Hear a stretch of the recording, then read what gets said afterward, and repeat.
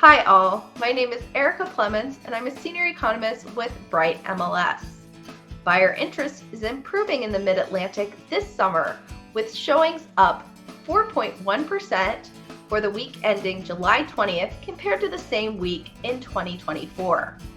Looking at the metro areas, Del Mar Coastal has had strong showing gains in the past 2 weeks, while other regions such as central Pennsylvania and the Maryland Eastern Shore did have lower showing activity compared to last year in our most recent week. You can find the full details for your local market showings in our full report available on brightmls.com.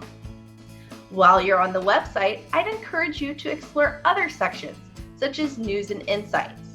There you can find interesting blog content from the research team, as well as economic commentary from Bright's chief economist, Dr. Lisa Sternovit. I hope you have a great week, and I'll see you on the next one.